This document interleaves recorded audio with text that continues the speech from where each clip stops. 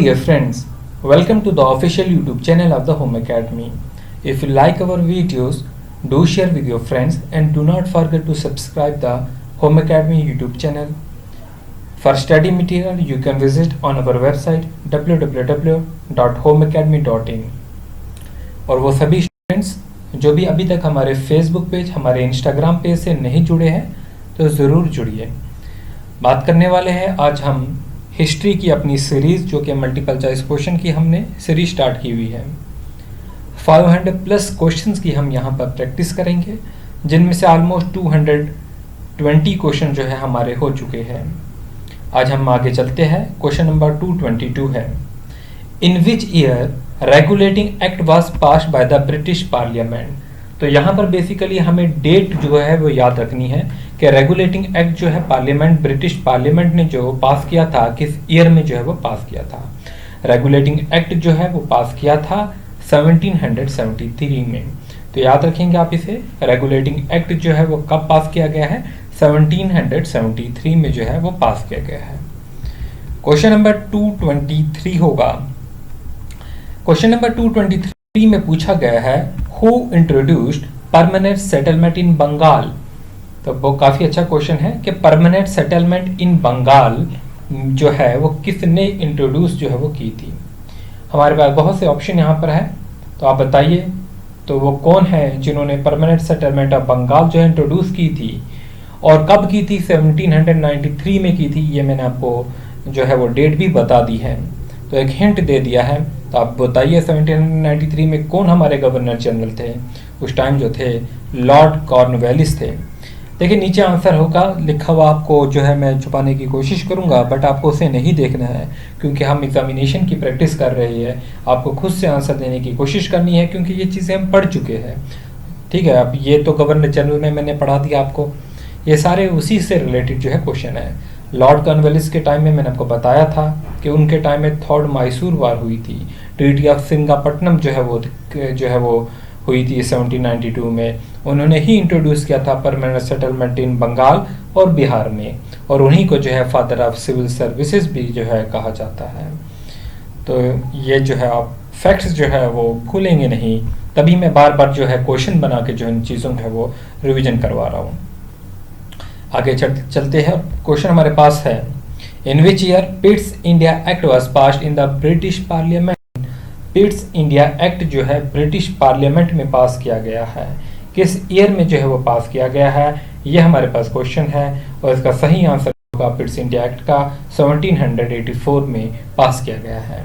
अब क्वेश्चन आपके पास ऐसे भी बन सकता है कि पिट्स इंडिया एक्ट जो है पास किया गया था ब्रिटिश पार्लियामेंट में, उस time governor general of Bengal जो है वो कौन थे। तो आप याद रखेंगे उस टाइम वैरन हास्टिंग जो थे वो गवर्नर जनरल ऑफ बंगाल थे। वैरन हास्टिंग का टाइम पीरियड 1774 से 85 तक रहा है, तो 84 में भी वही थे। तो इसे भूलेंगे नहीं आप, एग्जामिनेशन पॉइंट ऑफ व्यू से जो है इंपॉर्टेंट फैक्ट है, याद रखेंगे। नेक्स्ट क्वेश्चन हमारे पास जो है आ चुका है, तो सही आंसर देने की आप सभी जो है वो कोशिश करेंगे। क्वेश्चन हमारे पास है, in which year Hindu college at Kolkata was set up. किस साल में हिंदू कॉलेज कोलकाता में जो है वो बनाया गया था। तो यहाँ पर सही आंसर जो है वो क्या होगा, आप सभी नीचे जो है वो कमेंट करेंगे। हिंदू कॉलेज कोलकाता में जो है वो कब बनाया गया था, ये क्वेश्चन है। तो सही आंसर जो होगा 1817 होगा। अच्छा देखिए 1817 जो है ये इसका सही आंसर है, लेकिन उस टाइम जब गवर्नर जनरल जो थे वो कौन थे। उस टाइम जो थे लॉर्ड हेस्टिंग थे। लॉर्ड हेस्टिंग जो थे 1813 से 1823 तक रहे हैं। इस टाइम जो है कुछ वार्स इंपॉर्टेंट हुई है। इसके अलावा जो है रोयतवारी सिस्टम भी जो इन्हीं के टाइम में आया है, और हिंदू कॉलेज जो है वो कलकत्ता में भी बनाया गया है। ठीक है, तो ये भी याद रखेंगे आप। आगे चलते हैं। देखिए अभी तक कुछ इंपॉर्टेंट डेट्स है जो याद कराने की कोशिश कर रहे हैं। अब हमारे पास अगला क्वेश्चन है, in which year British Queen Victoria was declared as a Empress of India. तो वो कौन सा साल था कि ब्रिटिश क्वीन जो विक्टोरिया थी उसे एम्प्रेस का जो है खिताब मिला था कि वो इंडिया की है।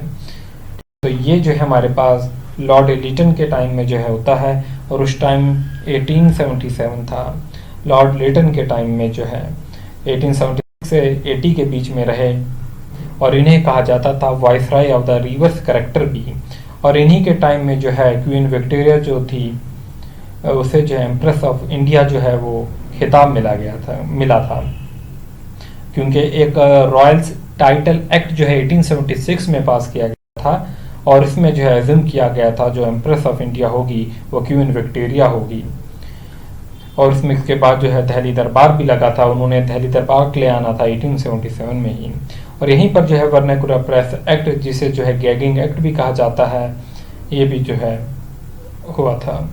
चलिए अगला क्वेश्चन हमारे पास है 227। ठीक है, अब वर्नाकुलर प्रेस एक्ट पे ही क्वेश्चन है बनाया है। In which year Vernacular Press Act was pass, किस साल में वर्नाकुलर प्रेस एक्ट जो है वो पास किया गया था? 1878 में। जो भी हम आपको क्वेश्चंस करा रहे हैं सीक्वेंस वाइज है, ठीक है, तो कोई भी ऐसा इंसिडेंट जो है वो हिस्ट्री का रह ना जाए हमसे, इस तरीके से जो है क्वेश्चन सारे सेटअप किए हैं हमने। अगला क्वेश्चन है in which year Indian National Congress was found. Easy question है, आता भी है, 1885 है।